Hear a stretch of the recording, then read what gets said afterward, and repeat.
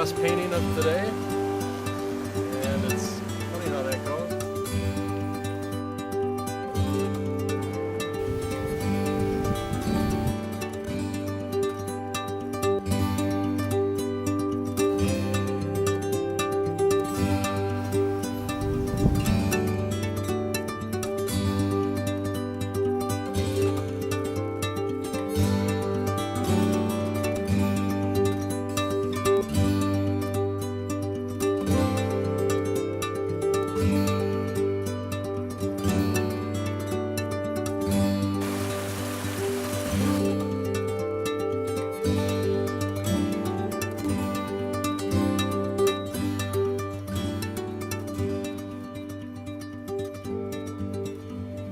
Hello everyone, welcome to my watercolor workshops. My name is Paul Oman and I am so glad that you joined me. Painting has been one of the richest joys in my life. And I began painting when I was 10 years old. I love to draw much earlier than that, but at age 10 I started painting and I've never stopped. I've just continued with it ever since. And I want to share some of that joy with you. So I invite you to come along with me. In this video, I'm going to show you the materials that you need, how to get set up, and how to get started. And I will answer those questions that you've maybe had, wondering how to get going with it. So let's go and get set up and begin to paint. The type of watercolor paper that you use to paint on is very important. In fact, it is so important that I would suggest spending more money on your paper than you might like to, because your result might be a lot better. Now, there are different types of paper that you can purchase, and there are different textures on the surface, and they are known as hot press. This is a hot press piece of paper here. Not sure if you can see, but it is very smooth. There's another type of texture. It's called cold press, and this texture is somewhere in between hot press and the roughest paper, which is known as rough. And cold press is probably my favorite paper to paint on, though I really enjoy painting on rough textured paper as well. And cold press has little divots or valleys, bumps and valleys here where the paint can settle in, or it can roll off of the tops of the peaks. And it gives you a natural look of texture once you've painted it. It also gives you some control when you're painting, because those ridges and valleys slow down the water and the paint from running off of your paper as quickly. And rough paper, just as it says, is an even more rough texture, and that rough texture allows you to give the appearance of much texture in your painting. Now, these papers come in different formats. You can buy them as a tablet like this, and you just tear each sheet off as they're all glued on one edge. That might be your most cost-effective way to purchase paper, though not necessarily. It depends more on the quality of paper. There's another form it comes in known as a block, and this would be an example of that. And the blocks are groups of watercolor paper that are glued together around all four edges, except in one location. Right here, there would be a gap where the glue does not go across the papers. And if you have some kind of a sharp edge, like a knife or a letter opener, you can slip that in between these layers of paper and cut away your next sheet of paper. And then underneath, you'll have your next clean sheet of paper. It's nice to use this sometimes, especially if you're painting outside, because you can just paint on one surface while leaving it glued together. When you're all done and your painting is dried, you take that off, and then your next clean sheet is ready to go. And another form is known as a sheet, buying a sheet of watercolor paper. And what watercolor artists refer to as a full sheet is this size right here. It is 22 inches by 30 inches. And if you cut it in half, artists call that a half sheet. And if you take 1/4 of it, a quarter sheet. And you can just keep reducing that down to whatever size you would like. And watercolor paper will also come in a roll, especially if you want to get a very large sheet of paper. And in order to flatten out that roll, you have to spray it with a spray bottle. And as you spray it and wet the paper, it'll unroll and flatten out. Once you have your watercolor paper and you're getting ready to paint, you need a surface to put your paper on. And it might be a board. This is one of my faithful friends over the years in watercolor painting. It's a 3/4 inch piece of plywood, and I had that board cut just a little bit larger than a full sheet of paper, of watercolor paper. So then I can tape down the edges, or I could staple it down.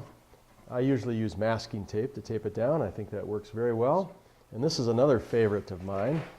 It's known as gator board.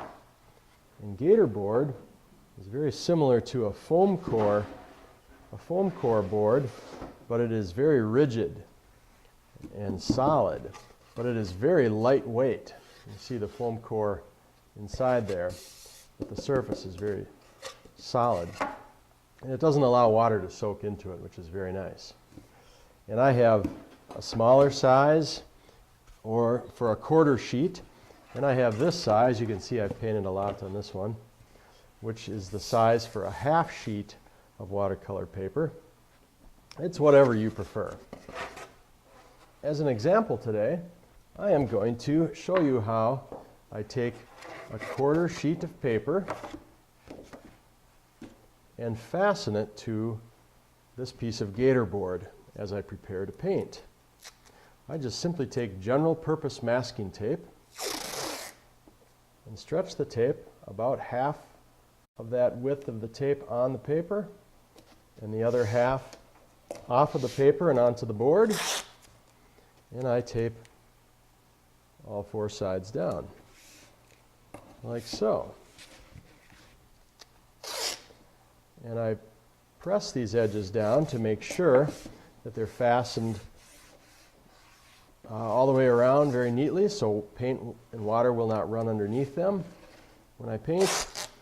And therefore, when I'm done painting, I will have this nice clean edge of white paper when I tear the tape off. I would like to show you my collection of brushes and some of the brushes that you might need in order to have success with your watercolor painting. This is the simplest way to start. You have round brushes and flat brushes. The brush here in my right hand is a round, and simply if you look at the bristles coming out, which are nice and soft for watercolor, this is called a sable brush, and if you rotate it, it is for the most part the same thickness or width all the way around and appears to be round in some degree. Okay, and a flat is just that. It is wide in one direction, but skinny, narrow in another. So it is known as this flat.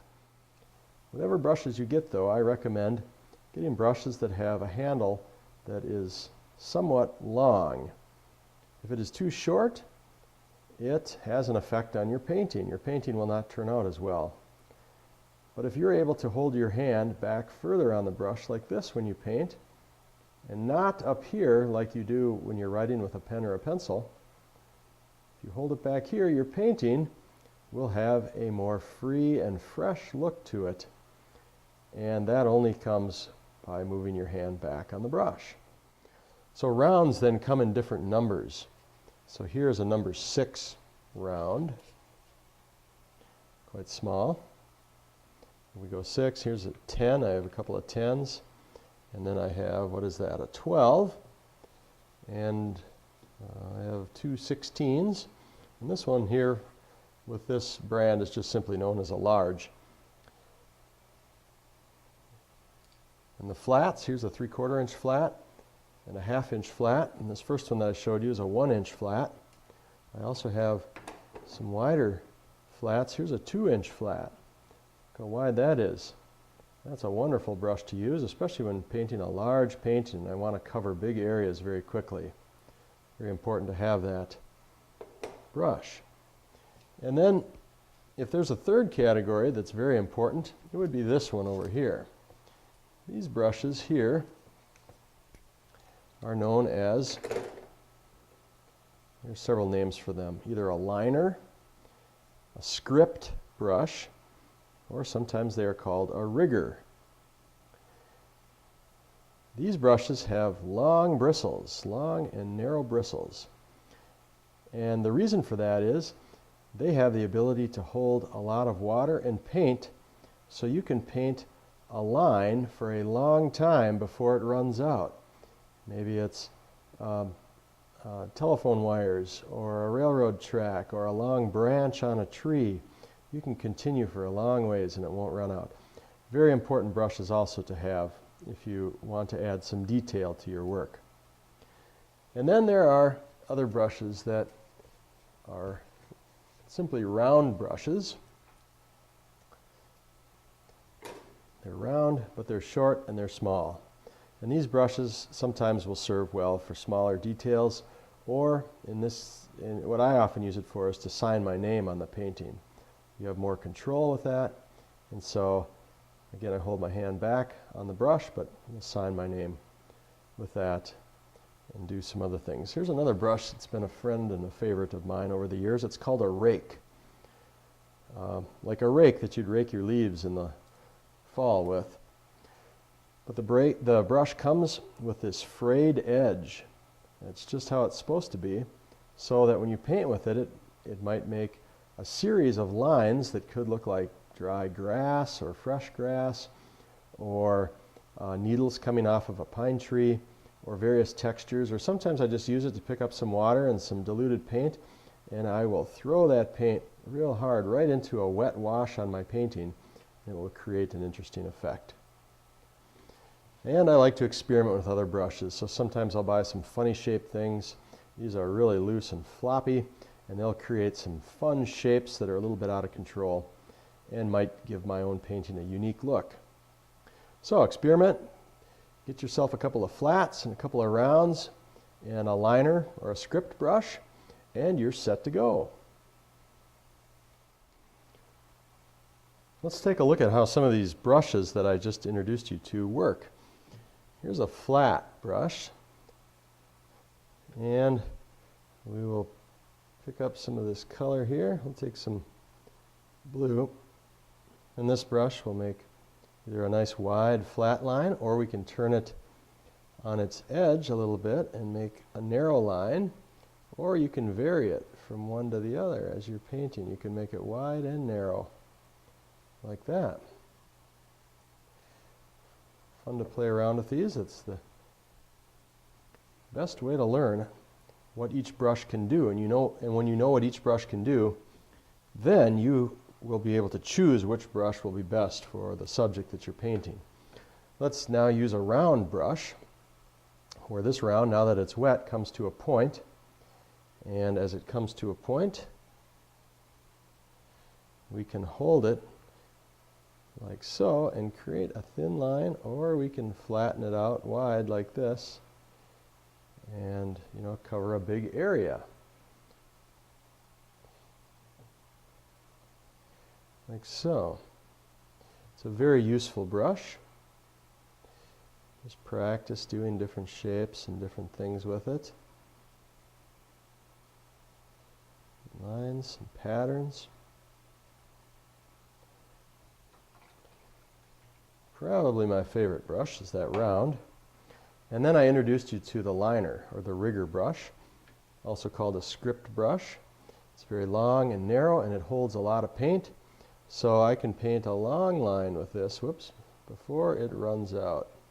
Go all the way across this paper, and see, it's still going. It doesn't even skip the paper. It holds so much paint. And then let's do another one right down here, like so. Now, if you want to have it skip over the paper, you just move a little bit faster. It might not if it's real thick in there, but just go faster and see how it jumps across the paper. That is a very desirable effect in watercolor, depending on what subject you're trying to paint. But you can play around with that. It might be the shape of branches coming off of a tree, like so. And in my videos that show you how to paint trees, you will see me using this approach to painting right here. So you see how that looks. Okay, and then here's the rake brush. This one is not necessary to buy, but I like it so much for some things, I just want to show you how it works. And you see how the ends are split. As we paint, it will paint multiple lines at once like that, which is a lot of fun. Or sometimes I will use it into a wet area like this. I will throw more paint like this and allow that to create its own shape and texture, or just spatter a dry area like this. And it might give the appearance of sand on a beach, or fall foliage and the leaves and trees and weeds that are drying up, something like that. There are lots of ways that you can use texture like that.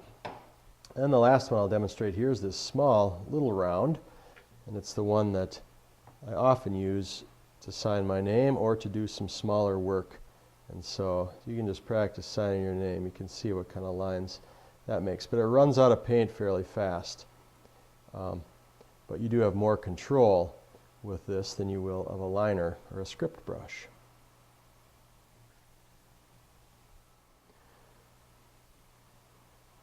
Here is my palette that I use in my studio.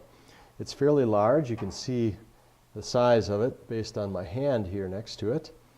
And this is particularly called a John Pike palette, though there are many types of palettes you can get. I started using this one 25 years ago or so, and I've really come to enjoy it because it has large paint wells where it holds the paint, and I can easily take the color out of there, but there's a ridge along here that keeps the paint that I mix out in the middle from flowing back into each of these paint wells, so it keeps each color relatively clean. And here I put a little extra paint out in the middle because I needed this color, and I'd already used up all of my paint wells with other colors.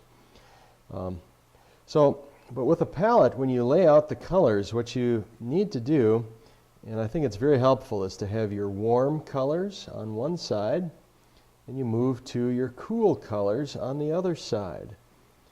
And we will talk about and learn about warm and cool colors in the video on colors, but very quickly, your warm colors are your yellows and some of your reds, and your cool colors are your blues and greens, and even into some of the reds. So if I want a warm color for painting, I know I need to go to this side of the palette, and cool, I need to come over here. And then I also learn about how to mix these colors. They're laid out so that I can have a yellow and a red to make an orange, a red and a blue to make a violet or a purple, and a blue and a yellow to mix a green. I just want to show you a smaller palette that I also have. You can see in relationship to my studio palette how much smaller this one is. And I like to use this one when I travel or when I paint outside. It simply opens up and there's a rubber seal around the edge so the paint won't run out. And I have the colors lined up about the same as I do with my palette in the studio. My warm colors here, and then I move to the cool colors over here, yellows, reds, and blue. I use a sponge with each palette to keep moisture in the palette. Once it's closed, it keeps my paints softer so I don't have to re-wet them every time. And it also allows me to draw water out of my brush as I'm mixing and getting ready to paint if I have too much water in there.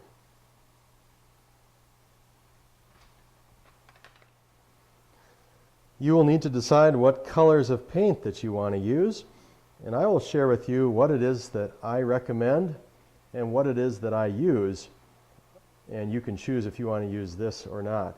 So you will need, at a very minimum, 3 colors, but probably several more than that. I would recommend cadmium yellow light. That's the name of this color right here, cadmium yellow light. You can see mine is a little bit dirty, but if you look at the brightest yellow part of that, that is the color of it.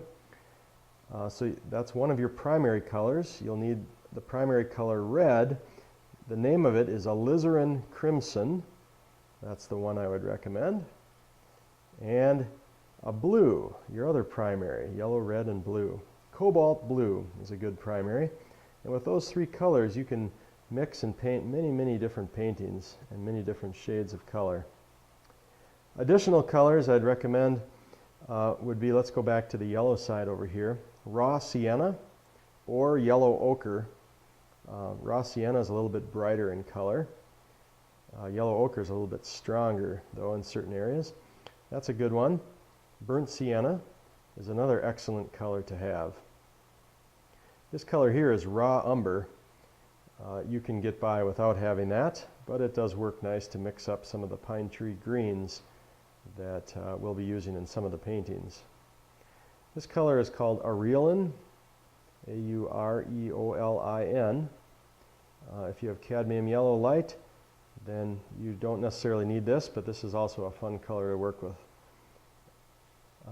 And let's see, some of these are just additional colors I've put in here just to have some fun with, like this one's called Quinacridone Gold. I was experimenting with gold ochre here. That's not my favorite, so I probably will just clean that one out and replace it with something else. This is light red. I wouldn't recommend buying those to get started, but cadmium red light is another fun color to work with. Permanent rose, however, I would choose that over cadmium red light, at least to start with, as another fun color to play around with. And this color here is French ultramarine, and very, very important. I use that as much as cobalt blue and probably as much as any other color when I paint. So if there's another color that's important to get, I would say it's probably that one. Here I have Prussian blue. I would not recommend that for a while, at least, to get started. It's a difficult color to work with and it stains your paper, though it is a beautiful, beautiful color to use when used correctly. Here is cerulean blue, a very nice sky blue color. I have cobalt turquoise. I use that just a little bit. Viridian, a green color. I don't use that very much. Or permanent sap green. I don't use that very much either. And so some of these I'll replace in and out as I experiment. And this is Windsor blue. I don't use that a whole lot either, but experimental. So your main ones, a yellow, cadmium yellow light, a red, alizarin crimson will do that, and a blue, cobalt blue. And I'd recommend French ultramarine also, which is a deep blue. I purchase my paints in tubes of color. They're not solid. They are like melted butter when they come out. So I open the tube and I just simply squeeze the color out into the paint well like that. And if it dries up, you just spray it a little bit with a water bottle and it will moisten back up and you can continue to paint days, weeks, or even years later. So some tubes, I get large tubes depending if I use a lot of the color, and other colors I'll get a smaller tube. And that's what I would recommend. The type of paint I use is, the brand is Winsor & Newton, though there are many great products and brands out there, Grumbacher, Daniel Smith, American Journey. There are many different types. You can choose whichever you would like, and price might be a factor in choosing that as well. The grade of paint I use is professional grade. You can also get student grade paint, and the student grade paint does not have quite as much pigment in it, so, and the colors don't mix quite the same as professional grade, but the cost is much less, and that might be a wonderful way to start. I'd like you to see my painting table in my studio so that you can get an idea of how you might set up your painting table. And if you have a table like this and are able to keep it set up, it allows you to paint much more often without having to go through all the energy of setting it up and taking it down and putting it away each time. Try and find a space you can leave it set up. So here I have my paper, watercolor paper, taped down to my board, and I have a palette and a sponge. I will usually set the sponge outside of the palette once I start, and far off to this side I have an additional mixing area for paint. Sometimes I'll put my sponge in there. And I have a container for water. Here's a second option for water, where I have a container with water inside a larger container with water, and I'll mix and clean out my brushes in this larger area. And then this water in the middle area will stay clean, so later on in the painting, if I need some clean water, I can go over to this area. And if I'm washing out a dirty brush, I can just stay in this larger area. So that's an option for you. Otherwise, just a small container of any kind with water like this will work just fine. I have paper towels, additional brushes, the main brushes that I use, some more brushes on the table, spray bottle. I have a pencil sharpener, a number 2 pencil. You might want to draw with a number 3 or a number 4 pencil. I wouldn't use a lead that's any harder than number 2 though, because it may scratch your paper. And then here's a kneadable eraser. This is a special eraser that's very soft, and once you erase an area, you just roll it and fold it into itself, and the eraser becomes mostly clean again, and you can continue to use it to erase on your paper if you need, and it will not scratch your watercolor paper. And if you do scratch your paper, that scratch mark will make a permanent line when you paint over it. So you don't want to do that. You do not want to use an eraser like this on that paper. That will damage the surface of the paper. And I also have masking tape. That's my basic setup. I will raise this camera just a little bit to show you. Up above here I have some lamps, and these lights here simulate daylight. And this window outside of my studio faces north, and so this nice, beautiful, even light from the north rather than direct sunlight from the south comes across and helps illuminate my painting area in the studio as well. There are several approaches in watercolor painting, and you need to learn each one of these in order to paint watercolor well.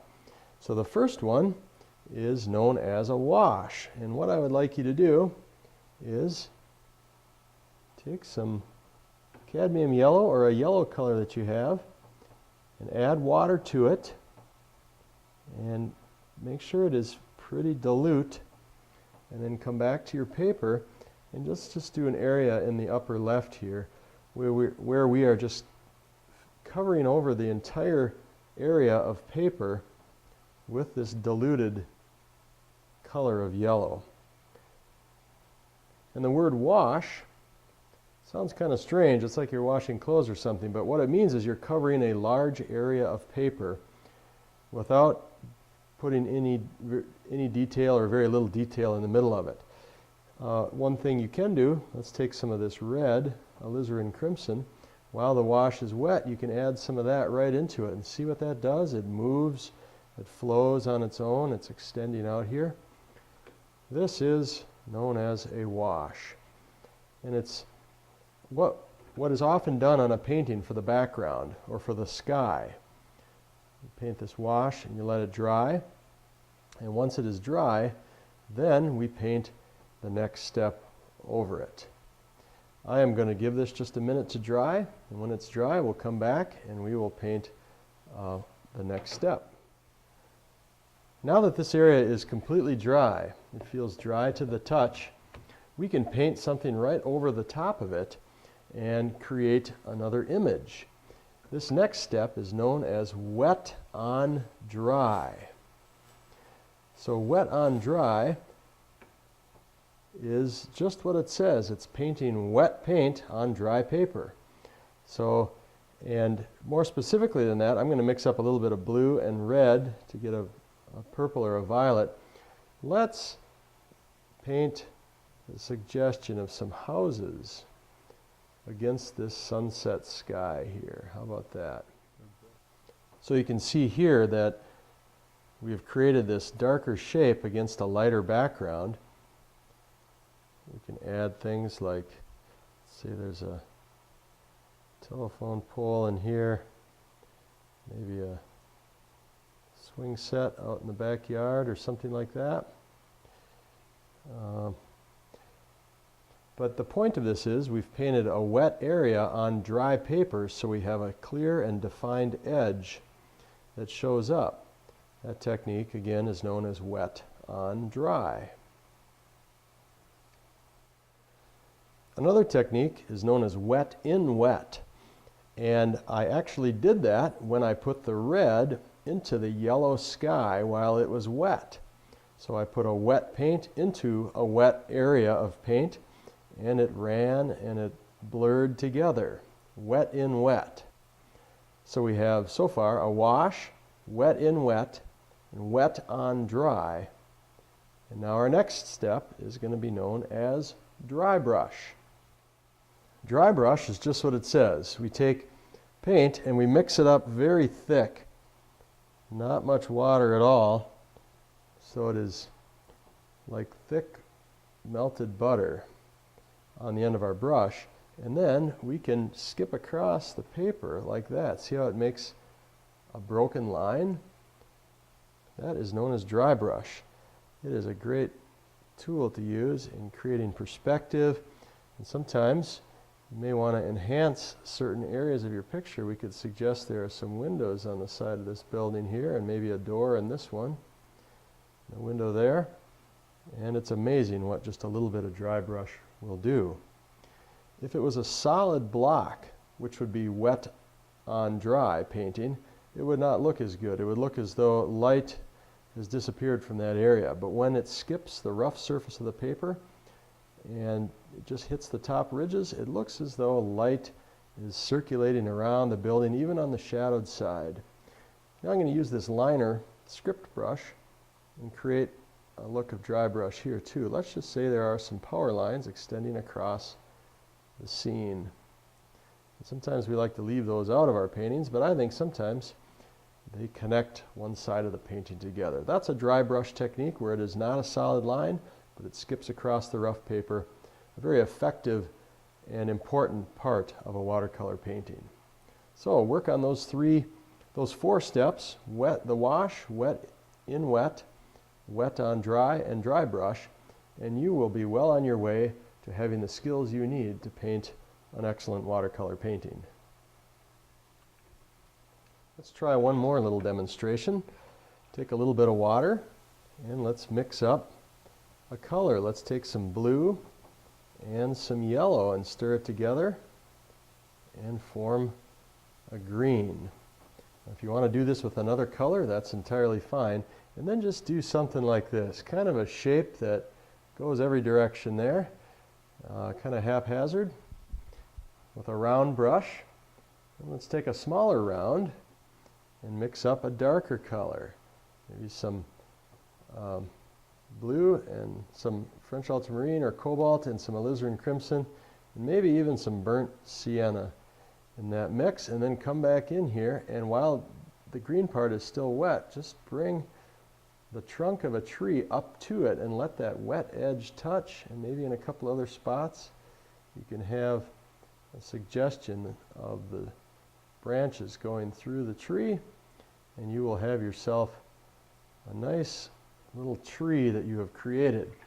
And if you want to make it extra special, you just simply take, let's just mix up a purple color, a violet color, and while it's still wet, put a little shadow underneath the tree and let it connect right to the bottom of that wet trunk, and you will have a tree standing in the sun, casting a shadow underneath it. So I hope this is an exciting introduction to watercolor, and if you want to take a next step, you can look forward into some of the other videos that I offer, and I will take you through the process of seeing values, composition, color, and then painting landscapes, trees, water, reflections, and more. I hope you learned a lot today and that you're all set up now and ready to paint, and I hope that I answered some of your questions. Painting over the years for me has been such a wonderful joy, and I just want to share this with you, and my hope is that I can share some of the things that I've learned over these years with you so that you won't have to spend so much time trying to figure them out, but that in just a short period of time you can have a great amount of fun and success with watercolor painting. And until next time, happy painting.